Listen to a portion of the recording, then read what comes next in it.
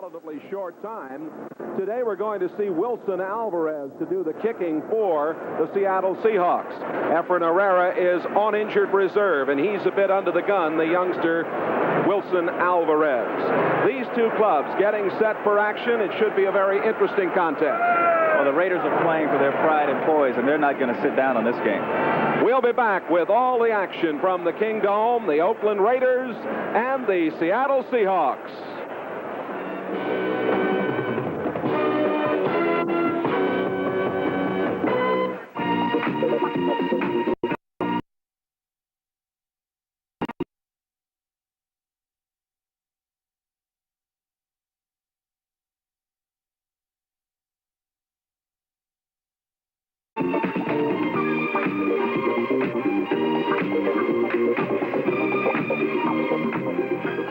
NBC Sports presents the best of the National Football League, the American Football Conference.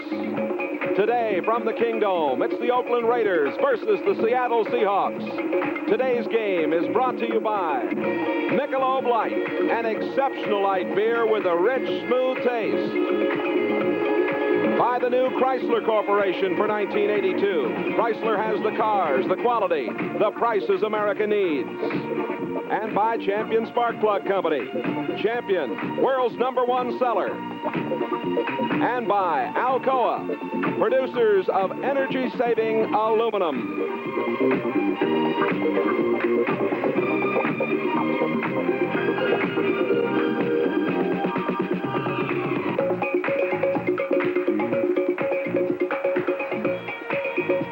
Here in the Kingdome, we're getting set as the Raiders have won the toss, and the youngster, the rookie Wilson Alvarez, born in Bolivia, will put it in play. He's taken over for the injured Efren Herrera. Whittington and Willis are back to receive.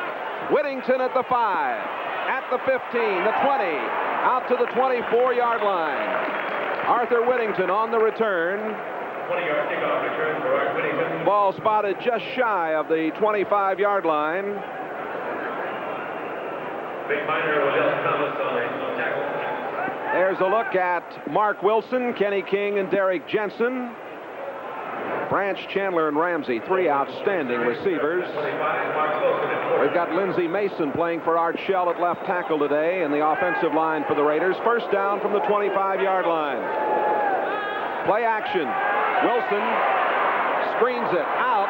That's Jensen at the 30, the 35, and out of bounds after getting a first down at the 40-yard line. Ken Easley, the safety, came over to run him out of bounds. A well-designed play for a first down. Oakland had said they wanted to run the football, and what do? They start out with play action. Mark Wilson getting the ball out on the screen, and you're going to see the rookie guard, number 60, Kurt Marsh. There he is on the left side of your screen, coming out with a key block. I talked to some of the players before the game in the Oakland locker room, and they said they have to run the ball well against Seattle.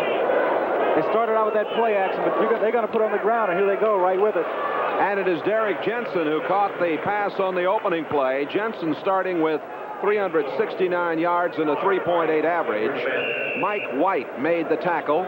White, number 70. Here's the defensive line for the Seattle Seahawks. White starting for Doug Sutherland. Jackson, Beeson, and Butler. And Beeson in the middle, starting for the injured Joe Norman. Simpson, Brown, Easley, and Harris in the secondary. Second down and 6. This time, Kenny King crosses the 47. He was met there by Jacob Green, 79, and Tuiasa Sopo, number 74. Shy of the first down. It'll be third down and a long 3. Third and a long 3, but the key is the Raiders have the ball on about the 47-yard line. Field position is so important. All season long, the Raiders have started drives from their 10, inside the 10, from their 18. That's a key situation, having the right field position. They're in good shape here. 34.5% on the year on third down conversions. The wide receivers to the near sideline. Mark Wilson in trouble.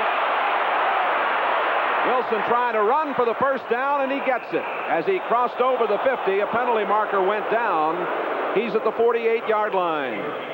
Making the stop was Keith Simpson, the cornerback from the left side, number 42, who's sitting right there in the middle of your picture. Mark Wilson out of Brigham Young University. 45.6% of his passes. #1 draft choice. Jay, on that last situation, number 55, Michael Jackson, was blitzing. Let's wait and get this call. The referee is Gordon McCarter in his 15th year of officiating. And he's got a problem with the mic. But he's calling illegal use of the hands against Keith Simpson, number 42. But the thing that forced, there you see number 55, Michael Jackson, on the blitz, coming inside of number 79, Jacob Green. Wilson sees him, goes outside, doesn't have a receiver, but he sees that first down marker, and he's going to get to it. On first down, Mark Wilson with all kinds of time, a bad throw and a penalty marker down. The throw to Kenny King coming out of the backfield was behind him. The coverage there by the linebacker, Keith Butler. I think it's against Michael Jackson again. I think it's number 55. He was trying to guard the tight end. I think he had the tight end, and I think he's going to be guilty of holding him. There is Jackson.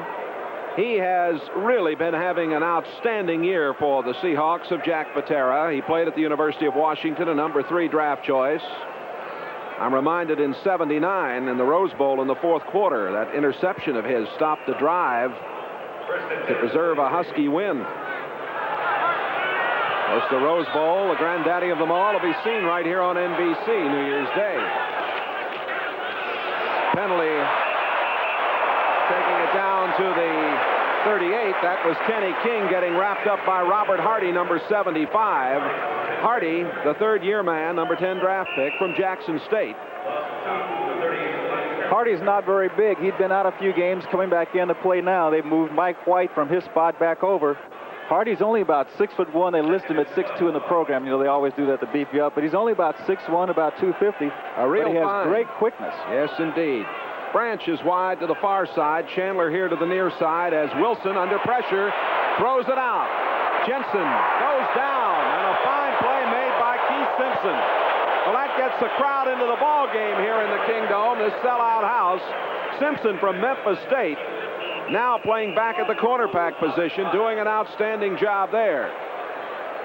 Arthur Whittington coming into the game for the Oakland Raiders, number 22, into the backfield. And coming out is Kenny King. But Keith Simpson had played strong safety before. Now he's out at the corner. The defensive coaches think that he's the best athlete on the defense, and that's quite a compliment, particularly when you have an outstanding rookie like Kenny Easley.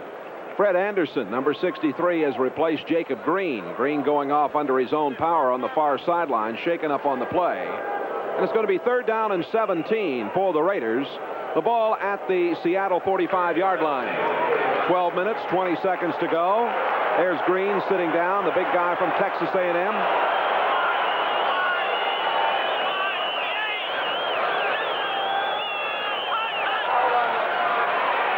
Wilson sets up quickly, has time, and it is almost intercepted. Dave Brown cut in front of Bob Chandler, the intended receiver, and almost made a big play. Jay, one of the things that happened in that situation, Wilson was trying to get the ball downfield to Bob Chandler on a deep curl pattern. When I first saw Wilson play in Kansas City, one of the things that I thought to myself is that he's taking too long to get rid of the football from when he decides to throw. He has a wind-up motion. The defensive backs watch that. When the quarterback starts to wind up, they start breaking for the football, and that could present a lot of problems for him. Ray Guy, number 2 punter in the AFC. Paul Johns is back to receive the punt. It's a high spiral. Johns lets it go, and it's into the end zone. Seattle will take the football at their own 20-yard line. When we come back, 11:56 left to play in the first quarter. No score. 48-year-old Jack Patera, his 6th season on the right. Tom Flores, 44 years old, his 3rd year as head coach of the Raiders, on the left. And first down for Seattle from their own 20-yard line with Zorn at the controls. Zorn uses play action, and he throws, and it is incomplete. Going for Largent along the near sideline. Monty Jackson on the coverage, number 42. Monty Jackson on the coverage, and one of the best defensive backs I ever played against was when he was with the Rams. But Zorn delivers this football on time, and you can't stop this pattern when it's thrown on time. The only problem is he throws it out of bounds. You'll see Largent makes a great diving catch. He has the football, but he comes down, the first thing that hits is his shoulder, and it's out of bounds. Paul Johns, number 85, replaces Sam McCullen for the Seahawks at wide receiver. Just the Otis Brown behind the quarterback on second down. That's Johns coming in motion. The pitch coming to Brown, and they were keying on him. Coming across was Hendricks to get a hand on him, slow him down. Otis McKinney, number 23, on the tackle. That'll bring up third down. It is Zorn working with Brown and Dornick. As you get a good look at Hendricks there. The Otis Brown has made a lot of difference, as we said at the top of the show. McCullum, Largent, and Sawyer, good receiving core. John Yarno anchoring the line with Newton and Bailey, Essink and August. Now we've got McCullum, Johns, and Largent, 3 wide receivers in there for Zorn to throw to as they bring the tight end Sawyer out of the game. Our referee, Gordon McCarter, has a problem on the field. He comes over to square it away, and now they're, I think, set to go. This telecast presented by authority of the National Football League. It's intended for the private use of our audience. Any rebroadcast or other use of this telecast without the express written consent of the Seattle Seahawks and the NFL is prohibited. Apparently a problem with the clock. At the moment it shows 11:20 left to play. We are in the first period, no score. And of course we also noted that there was a problem with Gordon McCarter's microphone in the early going. There's Jack Patera. His record 33-55, a native of Bismarck, North Dakota. Played at Oregon for the Minions of Len Casanova way back in the early 50s. While they're trying to get that problem straightened out on the field, one of the things that I'd like to talk about is number 83, who we saw in that last play, Ted Hendricks. Oh, he's been tough against Seattle. He's been tough against a lot of clubs. He certainly has. But one of the things that's happened this year is that Ted Hendricks only has 1 sack. Last year he was leading the team. One of the things that the Raiders told me was that particularly San Diego, when they play San Diego and San Diego is practicing, they'll have a player on the practice field with Hendricks' jersey on. Everybody's looking for Hendricks now. They want to block him. But what's happened? Rod Martin, now on the other side, has 9 sacks. So when you block this guy, it opens it up for other people. And Rod Martin is an outstanding linebacker, good quickness, and he's picked up the slack. Still trying to get the clock and the microphone and everything in sync here in the early going. There's the official on the sideline, very nattily attired today, the man who's handling the clock. Pretty easy to see him, isn't it? Yeah. David Hughes now replaces Dornick in the backfield, and here we go for the Seahawks, 3rd and 13 from their own 17-yard line.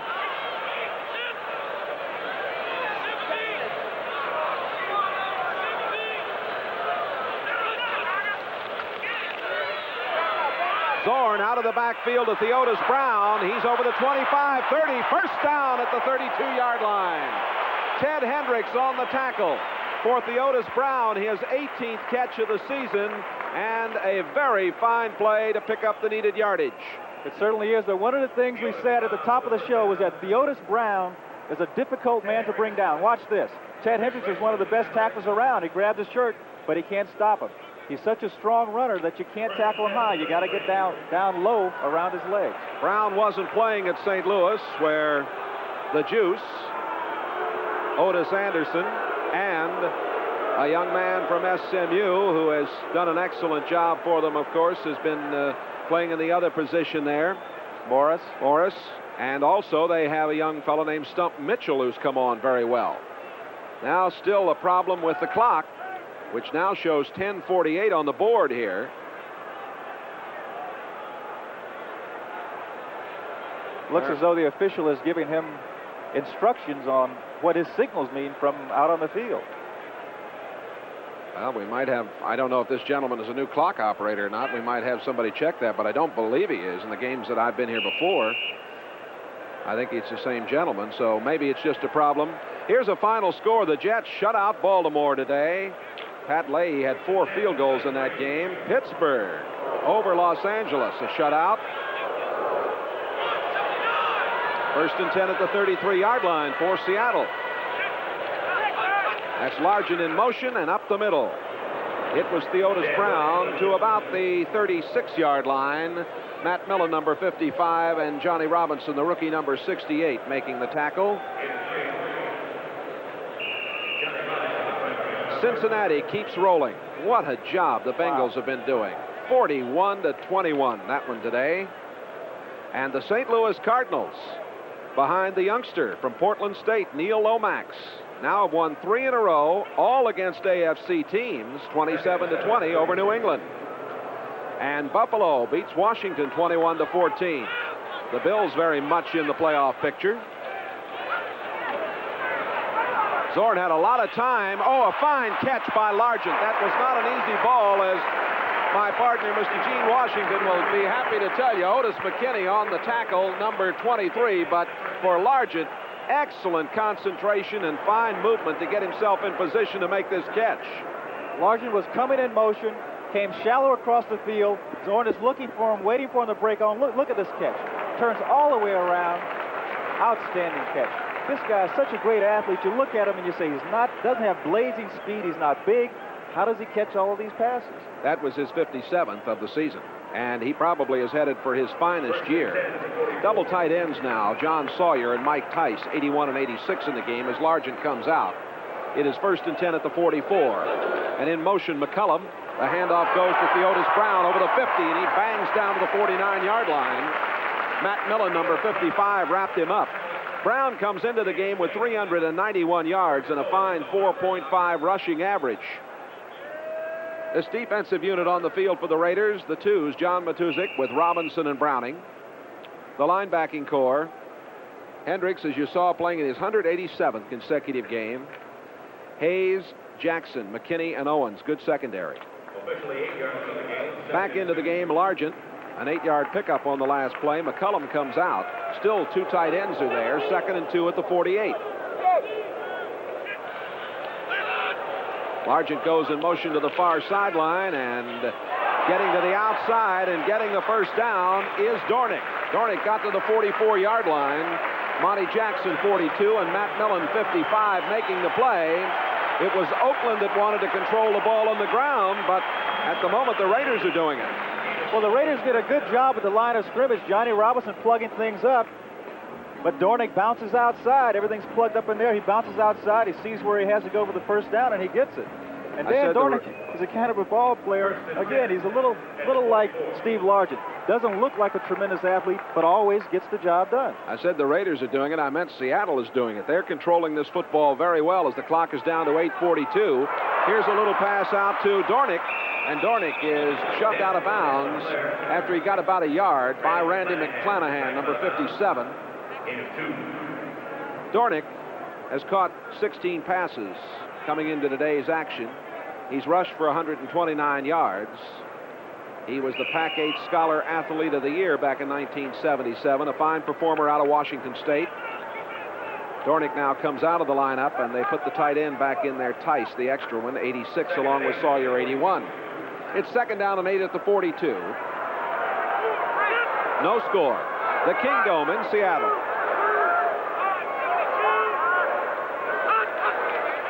Blitz.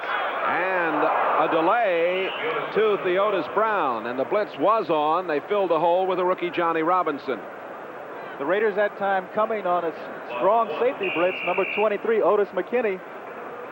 Had that play broken, it would have been sayonara. It would have been Katie bar the door, because the play you don't want on a blitz is a draw, because McKinney was coming from the outside. Had he cleared the line of scrimmage, he would have had clear sailing. And Cedric Hardman, 86, helped to slow that play down. Did a fine job. It's 3rd down and 9. 6 defensive backs in there now for Oakland. Zorn with time. Ball batted down by big number 72, John Matuszak. Matuszak, who went to school originally at Missouri and then matriculated to Tampa. matriculated to Tampa. Well, whatever he did to get to Tampa, he's big, and at 6'8", he presents a big target. And look, he times his situation. He knows he can't get to the quarterback, but when you're 6'8", you stick those big arms up there. You have to be a quarterback who's almost 6'8" to get it over. He is quite a factor indeed. Jeff West, the 6-year man out of Cincinnati, 39.3, his average. Ted Watts, a single safety downfield. A wobbly kick to the far sideline, bounds at the 10, and batted back out, and down at the 5-yard line.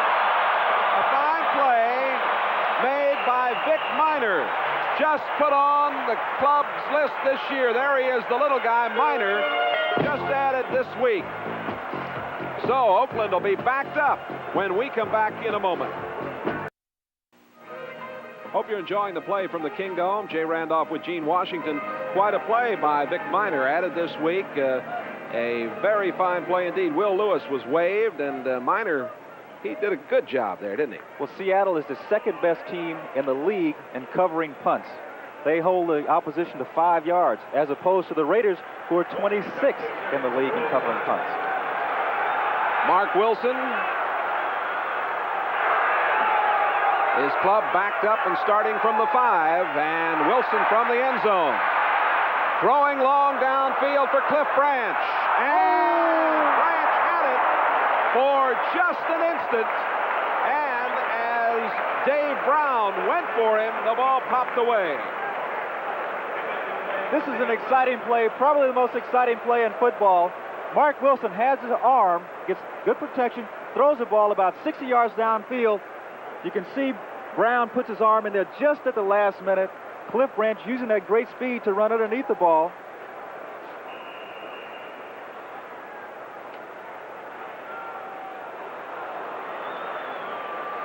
Here in the Kingdome, Jay Randolph with Gene Washington. Scoreless game. This pass out of the end zone to Mark Wilson for Cliff Branch. Couldn't quite hold it as Dave Brown made the tackle. Now on second down in a scoreless game, Wilson hands off to Derek Jensen. Jensen gets out to the 7-yard line before he's wrapped up by Robert Hardy, 75, and the safety man, Ken Easley, 45. 7:09 to play in the first quarter. A scoreless game. Seattle with a record of 4-8, but playing very well of late. Oakland with a record of 5-7. Third down and 6 coming at the 9-yard line.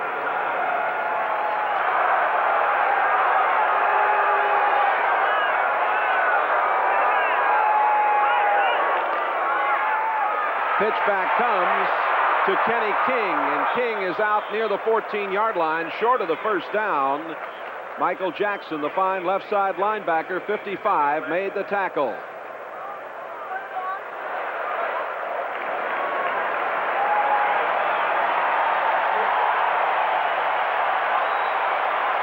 On 4th and 1, it's going to be punting time for the Oakland Raiders, and Seattle's defense has done an excellent job here in the early going. Seattle's defense coming into this game, they haven't played particularly well against the run. As a matter of fact, there's only one team who's done worse. Seattle's 27th in the league, as they've given up an average of 176.5 yards per game. They're not doing badly so far today, though. Second punt of the game for the talented Ray Guy, who's been having some back problems. There's a penalty marker down. Back is Paul Johns, takes it at the 35, over the 40, 45, midfield. Johns still going at the 40, down to the 35, and knocked out of bounds at the 31-yard line by the man who did the punting, Ray Guy. The fans love it. Johns brought that ball back, but I think Sam McCullum is going to be guilty of being offsides. Look at this replay. Does an excellent job. He's a wide receiver. The nifty runner gets up into traffic, breaks and tackles, gets to the outside. An excellent run back. But as I mentioned before, I think number 84, Sam McCullum, who's a starting wide receiver. Offside is going to be called, I believe, against the Oakland Raiders. That's the call. One of the Raiders apparently offside. When we come back, Seattle will have it at the Raiders' 31-yard line. No score. You can see the punter, Ray Guy, who's an outstanding athlete. He gets over there to make the tackle on Paul John. But as you can see right here, When he makes the tackle, the running back or receiver comes down right on Ray Guy's knee, and there on the sideline. He went into today's game with back problems, spent a couple of days in the hospital in traction. If Guy can't do the punting, it would be Chris Barr or possibly Todd Christensen. Seattle at Oakland, scoreless. 1st and 10 at the 31-yard line for the Seahawks. Largent comes in motion. The handoff goes to Theodis Brown, and he dances down to the 27-yard line. Matt Millen, number 55, on the tackle.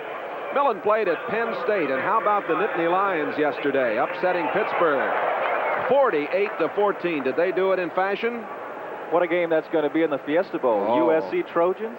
USC and Penn State out in Tempe on Jan 1. Right here on NBC, of course. 2nd down and 6. Largent going in motion wide right. Theodis Brown in a little trouble. He got to the 25-yard line, a pickup of about 2, and Dave Browning, number 73, on the tackle. A little help from Rod Martin out there. As I mentioned before, has 9 sacks. They're the bowl games. Penn State 9-2 versus USC at 9-2. Our congratulations to the Huskies on a great year. And how about Hayden Fry? What a job he did at Iowa. Clemson's undefeated. They'll come out of the Valley to play Nebraska, the Big Ten champions, or the Big 8 champions. I know that you happen to like Nebraska. Well, Nebraska's, you know, I'm from that Big 8 country.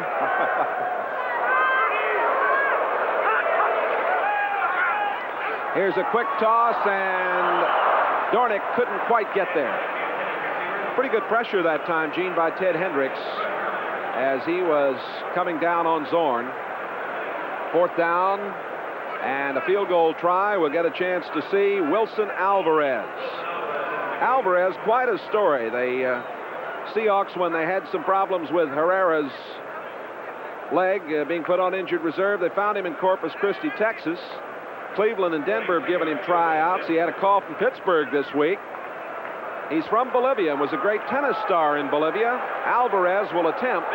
Ball spotted at the 33, a 43-yarder. It's on the way, and it is wide to the right. Wide to the right. So Alvarez, with an opportunity to give Seattle the lead, comes up wide. 4 minutes, 11 seconds remaining to be played. First quarter at the Kingdome. The Raiders and the Seahawks are scoreless.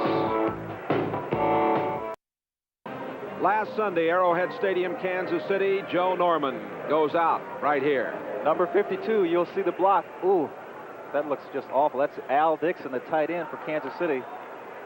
Coming in that situation, he thought he could get his head in front, didn't do it. Now here's the man, Terry Beeson, who was starting earlier, has come back in and now has a starting assignment. Good against the run, but doesn't cover the pass that well. Mark Wilson in trouble. And down he goes, back at the 10-yard line. And leading the way was Mike White, number 70, the free agent from Albany State. They like the way he's played. That's why he's starting at right tackle today for Doug Sutherland. Mark Wilson has an awful lot of time to throw the football. You can see he gets back in the pocket. He's looking downfield. The problem is Seattle has done an excellent job in their coverage. And as you mentioned, Mike White, who came in and played when Robert Hardy was injured, now that Hardy's well, they liked the way he played so much they left him in and they took Doug Sutherland out. It'll be 2nd down and 24.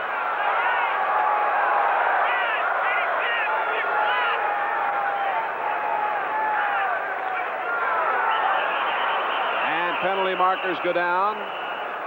Looked like it might have been Lindsey Mason, the left tackle, that jumped. There was some movement for Oakland. Well, I was going to say, I missed that one before when I thought McCullum was offside. I think that I'm going to try again. I don't know if the official's microphone is working or not, but since you agreed that it was Lindsey Mason, I'll go that way too. All right, we're going to find out. We are told that Gordon McCarter's microphone will not be working this half, that they hope to have it straightened out by the time we start the second half. Word we get is that Ray Guy will probably not return to this game, so it will be either Barr or Christensen that would have to do the punting. That just compounds the problems that they're having on special teams already, Jay. 2nd down and 29. The handoff to Jensen. Ooh, did Jensen get hit at the 7-yard line? He took a shot. Terry Beeson was there, so was Robert Hardy. Beeson 58, Hardy 75. That was Dave Brown, the right cornerback that came in to make that pop. He popped him right there, and then Beeson and Hardy finishing it off. Now Kenny King is out, and Arthur Whittington, number 22, into the backfield. 3rd and 27 for the Oakland Raiders. Scoreless game, 2:55 to go, first quarter. What? Oh! Arthur Whittington. Wide open. Arthur Whittington was wide open. Mark Wilson looking downfield, didn't see anything there. He had Whittington on a delay, absolutely wide open.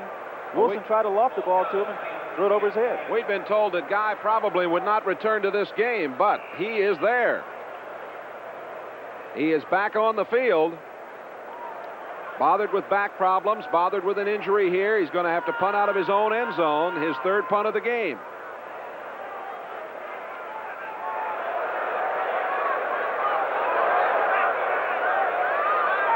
Paul Johns in the middle. Kick is rather low. There should be a return. He's at the 45. Johns gets to the 40 and out of bounds at the 38-yard line. Run out by Ted Watson, number 41. So Seattle again in very good field position. 2:41 remaining in the first period. No score. Well, college basketball is underway, and next Saturday on NBC Sports, our premier, Dick Enberg and Al McGuire, call the action. UCLA upset by BYU, but a winner last night over Pepperdine, 76-69. Goes against Notre Dame, Digger Phelps' club. They won 82-52 over St. Joseph's in Indiana last night. That's at 11 Pacific time next Saturday. College basketball on NBC. Zorn throwing and completing here to the near sideline to Dornick. Rod Martin, 53, the linebacker there to make the play. Oakland changing up their defense. Instead of playing man-to-man, they go into a zone. They drop the 4 linebackers back deep. Zorn sees it, throws out in the flat to Dornick, just as a little outlet pass. Rod Martin's out there, comes up, makes a stop. One of the things the Raiders must do, they say they must contain Jim Zorn. And by containing him, what they mean is that they don't want him to break the pocket, to escape and scramble.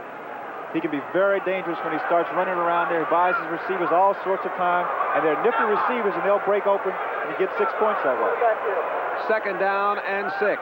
Largent to the far sideline. Up the middle, Theodis Brown inside the 30. And down to the 28-yard line. Burgess Owens, 44. Randy McClanahan, 57 on the tackle. Right there, Gene, you see the ability of Theodis Brown. He is not an outstanding blocker. He's basically a tailback type runner. He just like to give him the ball and let him follow the blocking, and that's what he does very well indeed. Well, the sign of a good running back is acceleration. That's the thing that the great backs, Walter Payton, O.J. Simpson, Delaney down in Kansas City, tremendous acceleration, and that's what Theodis Brown has to go along with his tremendous strength. 3rd down and 1. They've got Dugan and Boyd up there to give a little power in the line, and the handoff for the first down went to Dan Dornick. Dornick banging in there with the extra blockers. Dugan 66 and Boyd 68. First down at the 24-yard line with 1:35 to go in the first quarter. Dornick now leaving the ball game, and the 2 tight ends are there. Sawyer, 81, along with number 86, Mike Tice, who was a quarterback at Maryland. He was indeed. Tice is just a rookie, a free agent. But he's big, 6'7", 235 pounds. Biggest quarterback I've ever seen. Largent in motion. Again, the call goes to Theodis Brown, and he is down to the 15 and almost broken. Burgess Owens saved the touchdown. Burgess came up to help out on that tackle, but as you'll see, look at the tremendous strength that Theodis Brown has. Burgess Owens is going to come up to make the tackle, and he's just going to bounce off. Look at this. Oh, tell me who got the worst of that. Brown had his own radio show with Otis Anderson in St. Louis. They called it the Otis and Theodis Show. And now that Brown has left, they've got E.J. Jr. working with Anderson. They call it the O.J.E.J. show. Dornick close to the 11-yard line before Dave Browning, number 73, made the stop. Browning played at the University of Washington from Fairfield, Washington, born here in the Spokane area, actually. And Browning was a basketball captain also his senior year at the University of Washington. The Huskies in the Rose Bowl.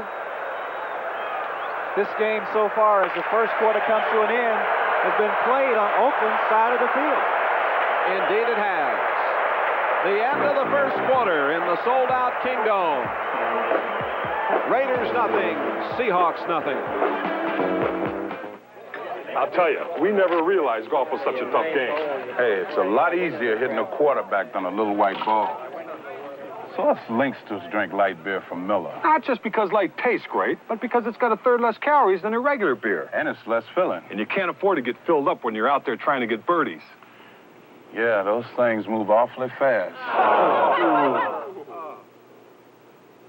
Light beer from Miller. Everything you always wanted in a beer, and less. No ego, Reggie. What's this? My Panasonic portable color TV. I'm using it for life. And this?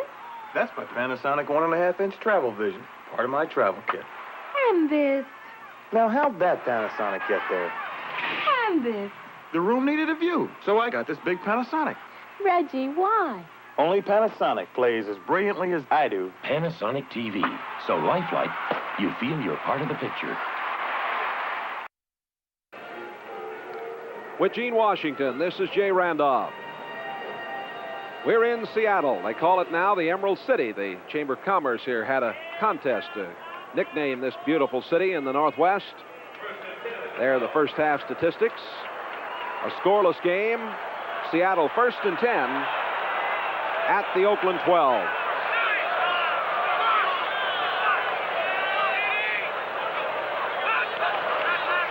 Theodis Brown down to the 7-yard line. Matt Millen, number 55, on the tackle. Ted Hendricks, number 83, his 13th year, originally a Baltimore Colt draft on the 2nd round. See him from ground level. He sheds that block and gets over in the action. As you mentioned, an outstanding player throughout his career. We came out of college at the same time. Tremendous person as well as a great football player. But let's talk about Seattle. Anytime the running backs are running as well as they are, that offensive line is doing a job. And we'll keep an eye on number 65, Edwin Bailey. And they say he really comes off the football and hits people. Hey, he's a rookie, number 5 draft choice. Brown again. Brown to the 5 and stopped there as Matuzak came up to halt him.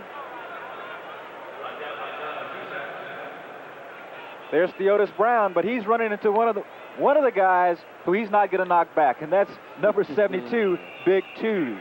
Twos Matuzak is not going to let any running back push him back. 31 yards here in the early going for Theodis Brown, who played at UCLA, has 4 touchdowns already this season for Seattle. Joined them just about 5 weeks ago in that trade from St. Louis. Here is 3rd and 2 at the 4-yard line. Largent left, McCullum right. Brown is in a slot right, and Zorn gets it out to Brown. Brown is down to the 3-yard line. They actually had Largent set out in the slot on the right side and Brown on the left as we look at it again. Ted Hendricks is going to come in from the left ear screen, but Jim Zorn gets rid of the ball in a hurry out to Brown. And look at that nifty movement. And look at that block by Edwin Bailey, who you mentioned a moment ago. Is that calling him, Jay? You're all right. We're early in the 2nd period. And we're going to get an opportunity to see Wilson Alvarez again with Zorn to hold at the 4:11 mark of the 1st period. Alvarez missed a 43-yarder. This will be spotted at the 12, 22-yard attempt. Alvarez replacing Herrera, has it up and it's good. And Seattle draws first blood here in the Kingdome. 12:40 to play in the first half.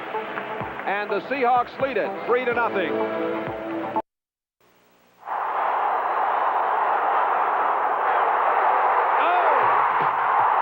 The outcomes have been incredible. Next Sunday, don't miss a dynamite doubleheader as the road to the playoffs continues on NBC Sports. Hi there, folks. Part of the fans who are here, the 37th consecutive sellout for the Seattle Seahawks. Oh, these fans are something up here. Alvarez, a high short kick, coming up to take it at the 12. Whittington at the 25, the 30, out to the 36-yard line comes Arthur Whittington. Number 26, Kerry Justin on the tackle. Well, there's Rusty Tillman. You can see by the expression on his face, he's not happy with the team, the way his team covered that kickoff. And the reason he's not so happy is because they've done a good job. They were the third best team in the league coming into this game. He's done an excellent job with the special teams here. Rusty, of course, was a pretty talented player himself. Frank Hawkins, number 27, in the backfield now with Kenny King, and that is King on the move over the 40, 45, midfield, and run out of bounds by John Harris, the safety man. A first down and some nice rambling for Kenny King. King out of Oklahoma, 4.5 rushing average. Takes this ball on a sweep, and you're going to see he's going to break a tackle right here, and he's just going to simply outrun number 58, Terry Beeson, who's going to come in trying to catch up. And there's John Harris running him out of bounds. It's an example of the tremendous speed that Kenny King has, and has also turned into be a good receiver. Didn't catch many passes, though, at Oklahoma. He's caught 24 this year for better than 200 yards. First and 10 at the 36-yard line. Seattle's leading 3-0. That's Frank Hawkins, the rookie from Nevada, Reno. Number 10 draft choice. Quite a find. Hawkins, number 27, the third all-time leading rusher in NCAA history, three-time All-American.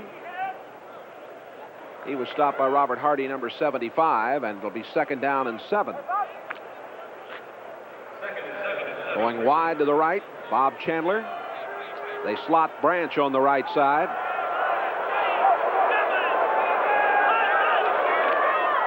Here comes King the other way. Big hole at the 25, 20. And they're doing some very fine blocking up there. The rookie Kurt Marsh, Steve Sylvester, Mickey Marvin, Michael Jackson, number 55, on the tackle. You said it, great blocking. Look at that hole. There's always a cliche, the hole is big enough to drive a truck through, and that one certainly was. And that rookie, number 60, Kurt Marsh, who's playing at home, is having an outstanding ball game.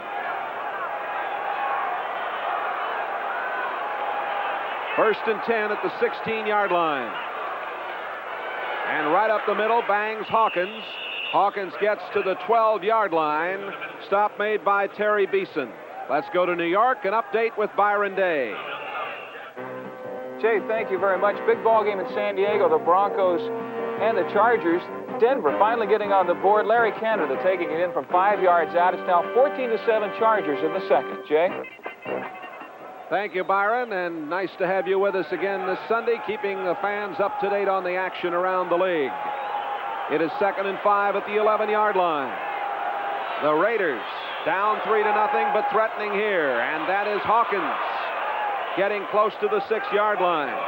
Mike White, number 70, on the tackle, and the Raider offensive line doing an excellent job on this drive. They have Lindsey Mason playing at left tackle for Art Shell. He's 71. Kurt Marsh, the rookie, is there at left guard. Gene Upshaw, the old veteran, is back down a slot. Steve Sylvester at the center. As you mentioned before, he's the one guy in that Oakland line that can play every position. Center, both guards, and both tackle spots. First and goal to go at the 6.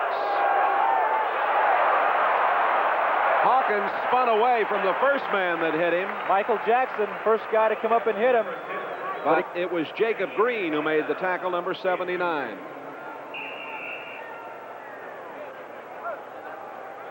Ball is spotted at the 4-yard line. There's Tom Flores. He was a former quarterback, of course, at Fresno Junior College, his hometown. Then played at College of the Pacific, coached there, joined the Raiders. Led the Raiders, of course, to Super Bowl 15. Jack Patera played for the Colts and the Cowboys. Second down and goal. Kenny King to the 2. Tuiasosopo on the tackle, number 74. Mono, who had played inside at the tackle spot, has good quickness, and he decided to shift him out to the defensive end position. Made room for White and Robert Hardy in the middle. As I said, he has great speed, so that helps out on the pass rush. 3rd down and 2. At the 2 for the Raiders. The Seahawks leading 3-0. 8:45 to go in the first half.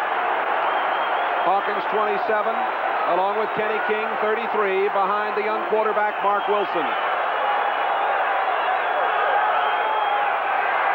Wilson looking all kinds of time, throws incomplete. Had Bobby Chandler down in the left corner of the end zone, and the pass a little too tall, maybe, although I've seen Chandler make that catch on many occasions. Mark Wilson has plenty of time to throw the football. Oakland's offensive line does a great job. There's a little takedown there, like a wrestle takedown. He's backing up. He's waiting for Chandler to come across from right to left. He has Chandler open, but he delivers the football, and it's just simply too high. And as you mentioned, Bob Chandler has made some great catches, but he had no chance at this one. That's a receiver talking, folks. What do you expect me to say? That's right. Barr will attempt the field goal. Chandler's holding at the 10. 20-yarder is up and good. And we've got a tie game. 8 minutes, 26 seconds remaining to be played here in the Kingdome in the first half. The Raiders and the Seahawks tied at 3. The talented Jim Plunkett played at Stanford, an old friend of yours. Old friend, teammate. He's a guy that made me a first-round draft choice when we were at Stanford my senior year. Downfield it comes, the kickoff taken. Horace Ivory on the return. Ivory getting back into action this week. Penalty marker is down. Mike Davis on the tackle, and we'll see what the penalty infraction is.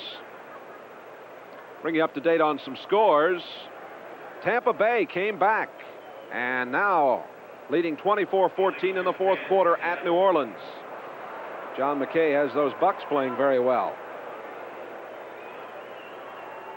The early indication is that it's illegal use of the hands or holding or blocking, of something to do with that against Seattle. Well, I'm not too good at reading lips, but Gordon McCarter, who has microphone problems, indicates what the penalty was and the push in the back, and it went back to the 14-yard line. How about that score? Yeah, Green Bay coming back. That might have saved Bart Starr a little trip. Maybe 2 weeks. Okay. Atlanta shutting out Houston in the second quarter, 10-0. 1st and 10 back at the 13 as Largent comes in motion, and the handoff goes to Theodis Brown. Brown trying to get some help out in front, and he got about 2 yards as Monty Jackson, number 42, came over to make the tackle from the right corner spot for the Raiders. Monty Jackson making the stop on Theodis. Got up, and his helmet was still on the ground. I tell you, when you finish a game, and if you've had to tackle Theodis Brown more than 3 or 4 times, it's going to take you a little while to recover. He really delivers a blow. That call a few moments ago, illegal use of hands charged against Michael Jackson. 2nd down and 8 at the 15, 7:40 to go, a 3-3 game, second period. Kingdome, Seattle, with Gene Washington. This is Jay Randolph. Play action. Zorn goes to the far sideline, and a fine play as they beat Otis McKinney. It looked like McKinney was right there, but the rookie Paul Johns out of Tulsa did a fine job, made his 7th catch of the season. Otis McKinney, who's a strong safety, is such a good pass cover that they put him out in a wide receiver when the opposition goes with 3 wides. And as you'll see, he's right there on the coverage. Zorn throws an excellent pass so that the receiver has to come back to it. His movement is coming back to the ball. McKinney's in great shape, but there's very little he can do about it. Excellent pass on the part of Jim Zorn. 6th first down in the game for Seattle.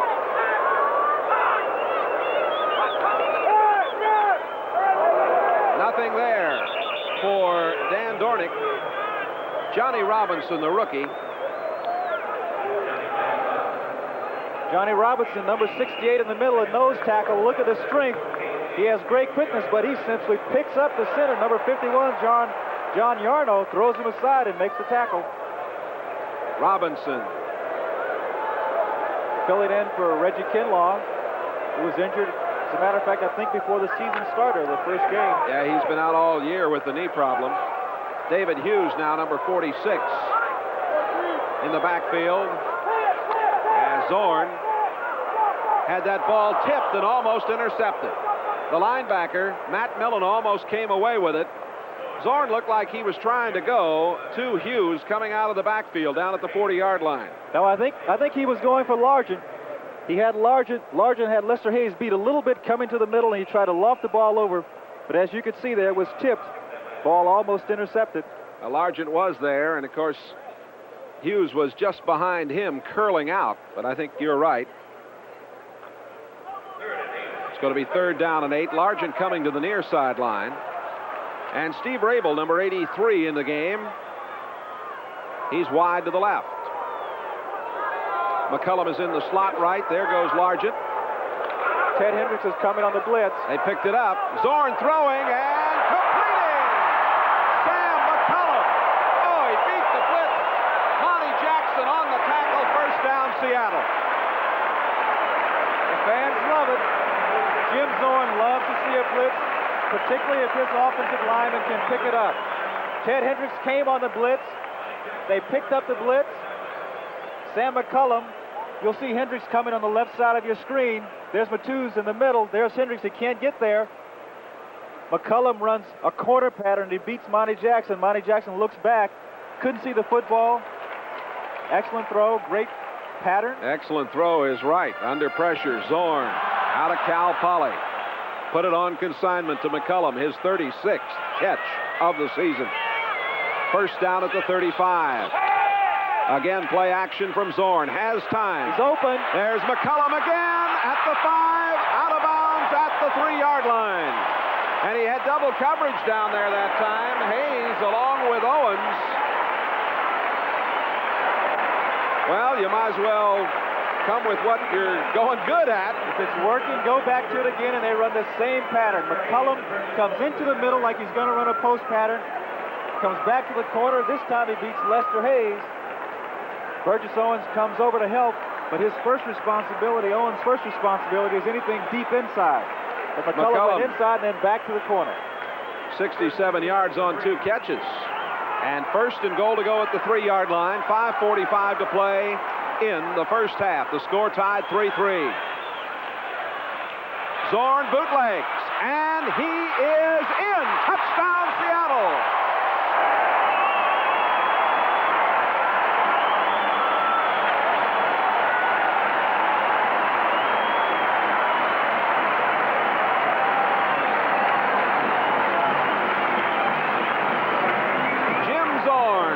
Seattle on top, and what a great block he got from 68 Dennis Boyd. This is run all the way. As soon as Zorn comes out from underneath the center, he tucks the ball under his shoulder. He's running all the way.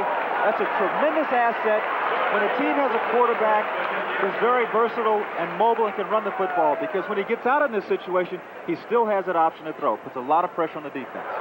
The point after by Wilson Alvarez, who earlier got the field goal, is good.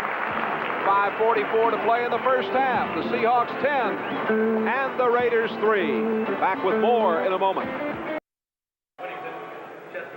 We pause briefly for station identification. This is the NBC Television Network. This is KING-TV, Channel 5, Seattle. Seattle leading at 10-3. Wilson Alvarez kicks off. This one's a boomer. Whittington back at the 1. At the 10. 15. Down he goes. Leading the way, Michael Jackson, number 55. Number 59, Rodell Thomas, the rookie from Alabama State. The scoring drive took 2:33. Zorn bootlegged it in, 87 yards and 7 plays. The Seahawks are leading it 10-3. Well, Rusty Tillman can be proud of his fellows on that time. Getting down and stopping the Raiders, holding them about the 15-yard line. Again, They're in poor field position. Now the offense has got to get that football out. They got to start playing on Seattle's side. Young Alvarez showed us a good strong leg. He had a lot of height on that ball, and it got it down to the 1-yard line, too. First down for the Raiders. Mark Wilson comes out to Hawkins. He's at the 20. Had to go to the safety valve on the right side. Michael Jackson made the tackle as Hawkins, or Kenny King, excuse me. King got to the 22-yard line. But look at number 60 in the middle of your screen. That's the rookie, Kurt Marsh, who's filling in for Gene Upshaw. Playing alongside of him, number 71, Lindy Mason, playing for the injured Art Shell. And they're both doing a good job. Mark Wilson dropped back there, and he had all day to throw the ball. Branch coming over to the near side. Bob Chandler wide to the right. Up the middle, Frank Hawkins. Hawkins averaging 4.1 per carry. He just carried the ball 10 times for 41 yards coming into today's game. Robert Hardy, number 75, along with Keith Butler, the linebacker, 53, stalled him. Clock is running with 4 minutes and 35 seconds left to go in this first half. Jack Patera, his club leading 10-3. Patera, who coached the original Fearsome Foursome. Is that right? Yep. Did you know that? No, I didn't. He did. Now, a little later on, I'm going to ask you who those 4 fellows were. Out it comes to Frank Hawkins. And Hawkins is out to the 27-yard line, and Keith Butler again makes a fine play. Butler, number 53, out of Memphis State. Keith Butler is a very intense football player. Sometimes that intensity can get him in trouble because he'll overplay situations. He's settled down a little bit because he's gotten more experience, but he's a nice guy to have on that other side. But the linebacker is having a great year. He missed a few tackles today. Is number 55, Michael Jackson. Yes, they say he's a candidate for All-Pro this year. No question about it. 2nd and 7 at the 29. Wilson again has got lots of time. Over the middle, there he is. Cliff Branch, first down, 41-yard line. Dave Brown, the right cornerback, and Michael Jackson, the linebacker, made the tackle. But if we're going to get this much time for Mark Wilson and let Branch do a little freelancing out there, they're going to have some problems. If Wilson has this much time, he's going to have a good football game because he's got the arm. Take a look at Henry Lawrence, who's done a good job blocking on probably the leading sacker on the Seattle team, and that's number 79, Jacob Green. 1st and 10, 42. We've got the Arthur Whittington now, number 22, in the backfield with Frank Hawkins. King and Jensen sitting it out. On first down from the 42. Long pass for Chandler. Oh, almost intercepted. It looked like it. John Harris looked like he might come away with number 8. Harris has 7 interceptions. He's tied with Ray of the Jets. And that looked like number 8 for a moment. Wilson had Chandler running down the field with Dave Brown. When he threw the football, he led him, trying to get him to run under it. But I don't think he saw number 44, John Harris. There you can see 7 interceptions for 2 touchdowns. That's not bad. Ray of New York tied with him. Then comes Sheldon Harris. On 3 occasions in this game, when Mark Wilson has gone long, he has been too long. 2nd and 10 at the 42. Penalty marker down. And the pass wide of the intended receiver, Bob Chandler. Chandler, boy, you know, there were people back in Buffalo who used to rap that fella as not being tough, but he's come back after having his spleen removed and after the Denver game and hung in very tough. Well, I don't know how he got that rap back there, but I tell you, he is one of the truly great athletes. You hear that phrase an awful lot about a player being a great athlete. He's practically a scratch golfer, good basketball player, doesn't have great speed, very intelligent football player, but is a tremendous athlete, one of the best athletes I've ever seen. And as you said, if a guy can have surgery, have a spleen removed, come back and play in one season, he's got to be tough. Yes, sir. Originally a Buffalo 7th round draft choice. Bob Chandler. It was offside against Seattle. 2nd and 5 at the 47-yard line for the Raiders. They're trailing 10-3. The delay to King, and they read it well. King got barely back to the line of scrimmage. Manu Tuiasosopo and Terry Beeson on the play. Clock running with 2.5 to go. Number 58, Terry Beeson taking over for Joe Norman.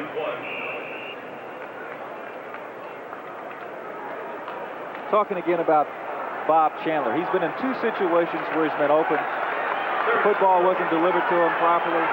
That can be very frustrating. The problem is that if he starts to compensate for the quarterback, they're going to have real problems. He really has to be disciplined now to stay with his pattern. Wilson throwing high, intending for Derek Ramsey, the big tight end. One of the Seahawks shaken up on the 41-yard line on the far side. And that is Keith Simpson, number Keith 42. Simpson. They can ill afford to have him out. It looks like his ankle is giving him some trouble. As I mentioned before, he's a tremendous athlete. They say he's the best athlete on the defense.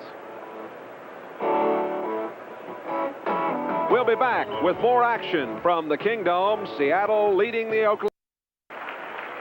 There's number 55, the linebacker, Michael Jackson, who's covering Derek Ramsey. You'll see on the top of your screen, there it is. Keith Simpson, number 42. He didn't get hit, but his foot got caught on that AstroTurf, and he turned his ankle.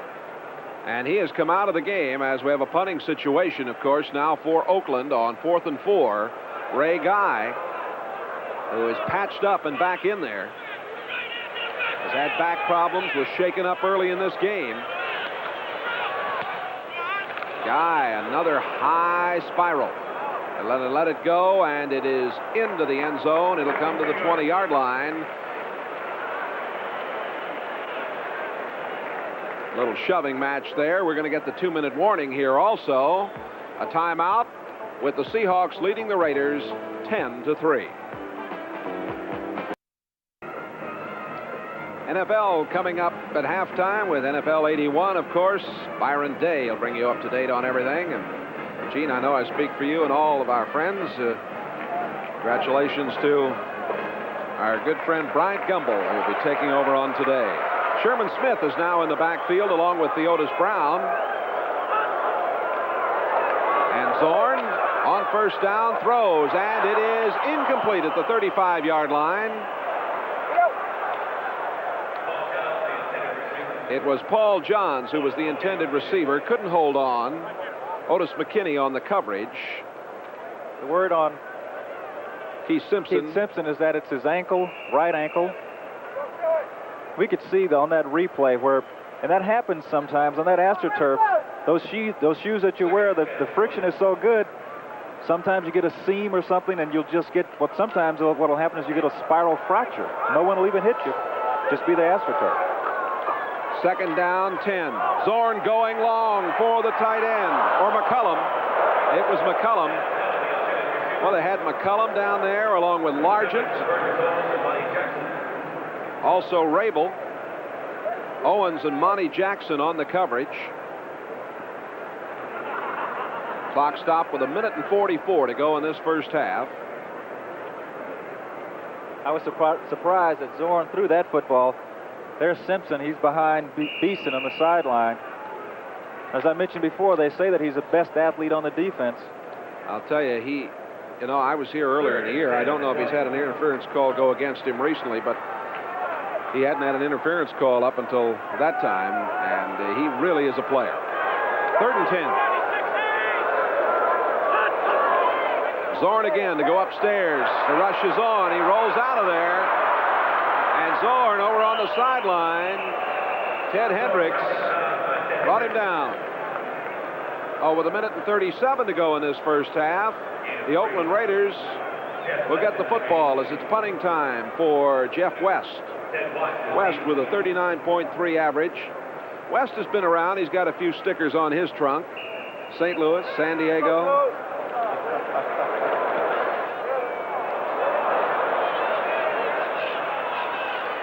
Fair catch called for by Ted Watts, and the Raiders are going to get the ball at their own 43.5-yard line. Next Sunday on NBC Sports, highlights, scores, late-breaking news from around the league. And then, of course, we've got a doubleheader, very important action for you. The New England Patriots down in Miami. It could be a very critical AFC East matchup. And then in games that might very well decide division leads, Kansas City's at Denver. Buffalo takes on San Diego. You'll want to check your local listings for the games and times in your area. Next Sunday, the NFL on NBC. Jack Patera. In '78, he was the NFL Coach of the Year for the great job he did with this young club. Wilson on the run. Down he goes at the 50, short of a first down. Jacob Green popped down on him, along with number 26, Kerry Justin. Justin is now playing for Keith Simpson at the cornerback spot. The Raiders are going with 3 wide receivers. Number 81, Morris Bradshaw, is into the game, split out wide to the right. And the throw to the far sideline very nicely to Morris Bradshaw. The 8-year veteran from Ohio State planted himself along the sideline, took it in, stepped right out.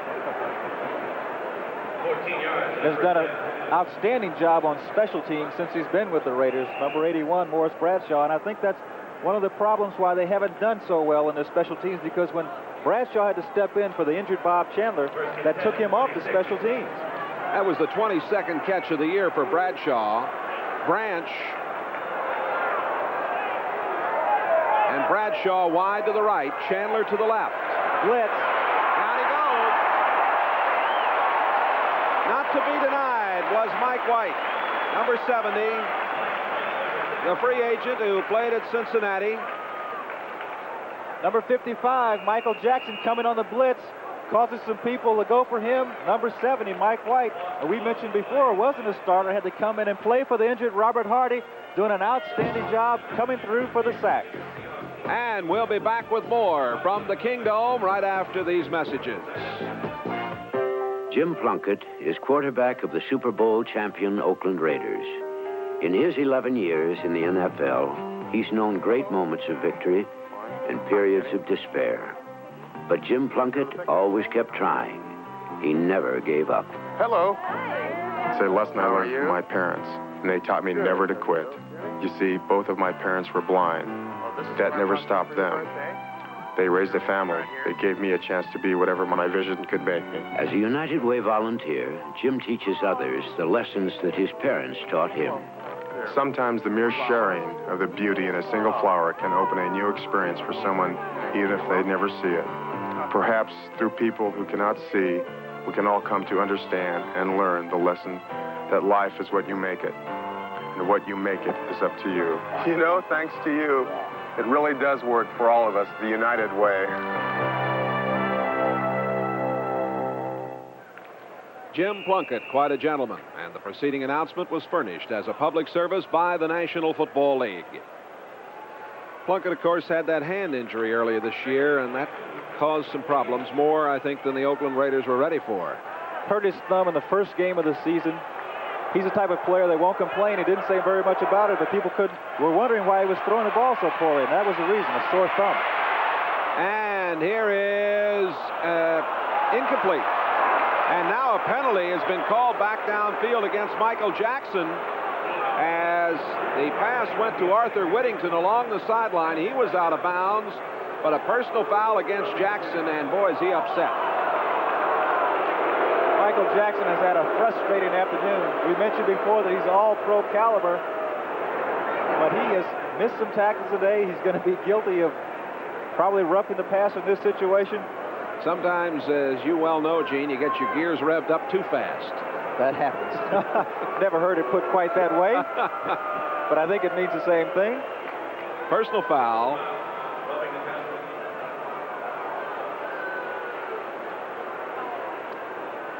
Well, this is a very big penalty at this point in the proceedings with 51 seconds left to go. First half. Seahawks leading 10-3. The Raiders have it at the 33-yard line. The Raiders with 2 timeouts remaining. Mark Wilson quarterbacking the Raiders. Steps and throws, and it is complete. And out of bounds goes Cliff Branch. Cliff, who played his collegiate ball at Colorado. 44 catches last year. And he needed 4 catches for 400. Gregory Johnson on the coverage. Let's watch. At his second catch today, Branch, or his third. We'll double check it. Well, he had 32 coming into today's game for 484 yards. but only 1 touchdown. To me, when you have a guy like Cliff Branch on the field, he's so fast. That's his 2nd catch of the day. Has so much speed and puts a lot of pressure on the defense, but you have to get the football to him. He's too valuable of a weapon not to get the ball to him. First down at the 22. A lot of time. Here's a throw for Branch. Intercepted. The interception picked off by John Harris. His 8th of this season. And that is some year he has had. The 20th career interception for him. I was just saying that they need to get the football at Cliff Branch, but you don't throw it when the free safety's standing back there licking his chops. There's number 40, John Harris, who comes up with his 8th interception, which is a club record. As you can see, he's just waiting for this football. Branch has no chance. The only thing Cliff can do is try to break it up, but I don't even think he was in position to do that. Mark Wilson simply did not see John Harris. He decided to throw the ball from when he left the huddle. Oftentimes that happens. I was a quarterback. I was in those situations. Decide who you're going to throw the ball to when the play's called. That's a mistake. Well, it was a big play. And now Zorn hands it off to Dornick. Half a minute to go as Robinson made the tackle. Tom Flores has got to be a bit upset that they didn't at least come away with 3 in that situation. The interception by the extremely talented John Harris.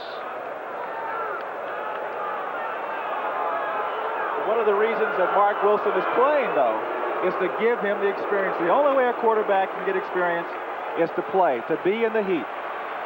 And he's getting this baptism this season.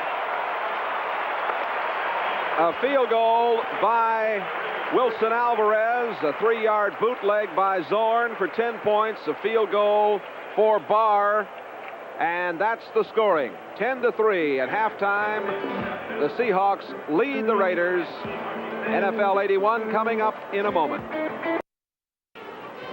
The 9th meeting in a very spirited series between the Raiders and the Seahawks. Oakland has won the last 3 games.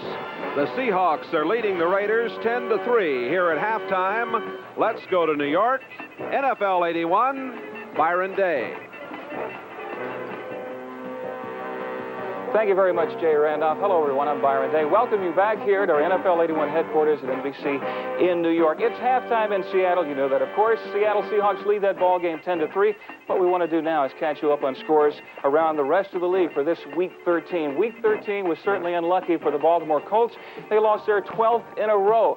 The Jets hadn't shut anyone out since 1976. They did it to Tampa Bay. Today, they did it to the Colts 25-0. Freeman McNeil getting the Jets on the scoreboard early. 30-yard touchdown run, his first rushing TD of the year at 7-0 Jets. But the Colts were not playing very well at all. Here, a pass is tipped into the arms of Bruce Laird. He drops the ball.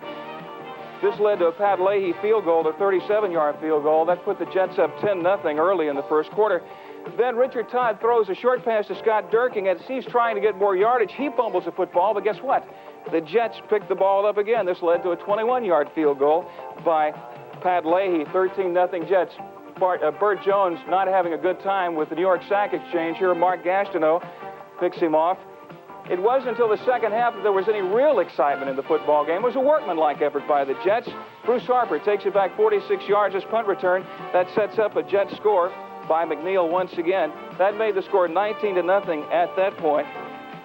25-0 was the final score in that ball game. Los Angeles and Pittsburgh. The Rams are now 5-8.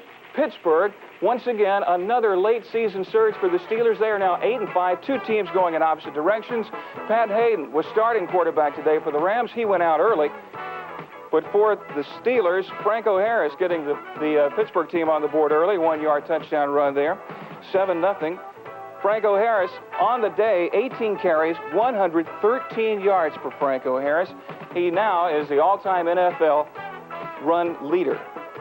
Terry Bradshaw passing 8 yards to number 88, Lynn Swann. That made the score 14-0 Pittsburgh. Really an easy day for the Steelers because watch this. Jack Ham picks off a Pat Hayden pass, returns it 25 yards to the 2-yard line. Terry Bradshaw taking it in himself.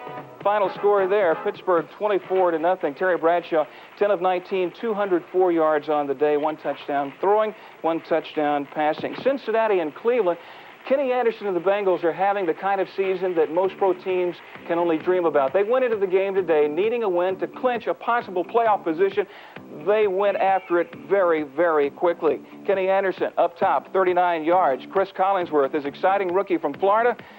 That score made it 14-0. Pete Johnson scoring earlier. Kenny Anderson again, 7 yards to Chris Collinsworth. 21-zip.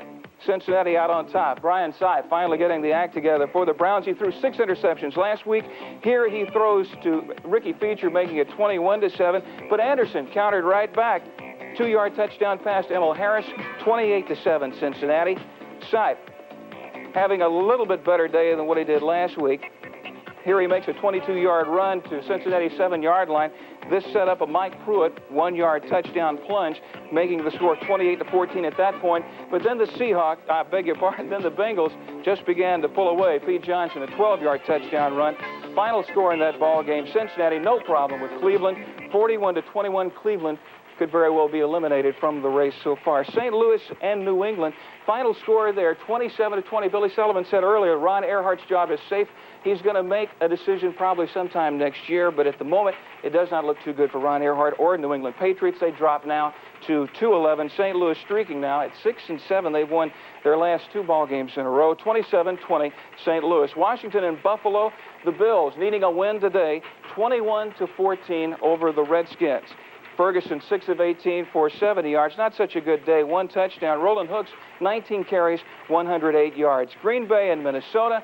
The Packers upsetting the Vikings. Last week, the Packers took it on the chin from Tampa Bay. This week, they returned the favor to Minnesota, 35-23, Green Bay over Minnesota. Minnesota could ill afford to lose that football game.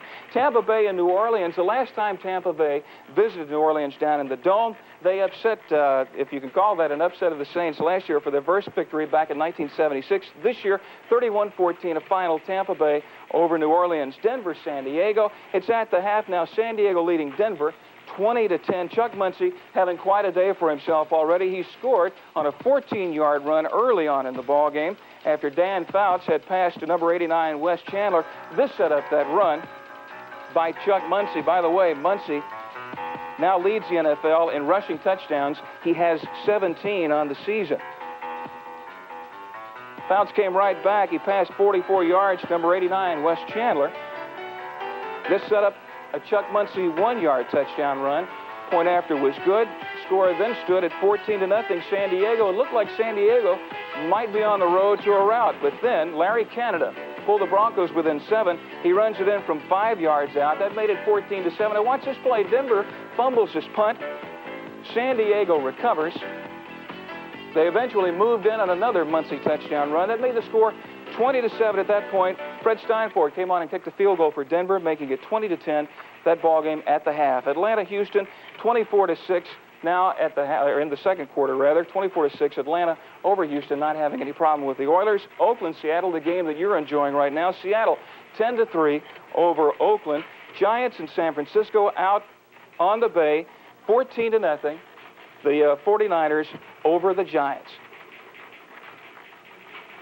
We'd like to remind you, coming up New Year's Day, we hope that you'll be with us all day long, beginning with the Fiesta Bowl, continuing on to the Rose Bowl, and then the Orange Bowl. You can sit right there and be with us all day long and enjoy great football action.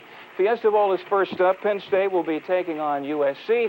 Then in the Rose Bowl, it'll be Iowa versus Washington. Everyone says Washington. Who are they? Well, they've been in the Rose Bowl 3 out of the last 5 years. Should be a very good ball game. Then in the Orange Bowl that night, a possible matchup of teams fighting for the #1 ranking in college football for the year. Clemson, sure to move into the #1 place tomorrow, taking on Nebraska. A very, very good ball game, matching the ACC champion against the Big 8 champion, Nebraska. Also next Saturday, don't forget, NBC is a home of great NCAA college basketball action.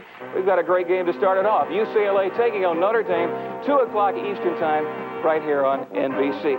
You're caught up on all the scores of the day. Now let's return to Seattle. Jay Randolph and Gene Washington. Thank you very much, Byron Day. The Seahawks leading the Raiders 10-3 here at halftime in the Kingdome. NFL 81 halftime activities will continue in a moment. We'll be right back after these messages from your local station.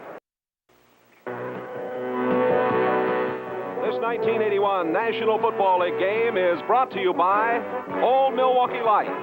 We've got the taste of light right. Old Milwaukee Light. By the new Chrysler Corporation. For 1982, Chrysler has the cars, the quality, and the prices America needs. By Sears, Roebuck and Company. You can count on Sears. And by the award-winning wines of Ernest and Julio Gallo.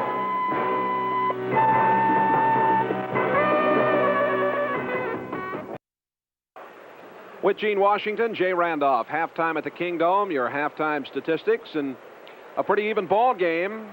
The Seahawks are leading at 10-3. The difference being a 3-yard touchdown romp by quarterback Jim Zorn on the bootleg. That came at 5:44 of the second period. But, Jay, look at the difference in net yards passing. The Raiders only 34, Seahawks 110. Mark Wilson, obviously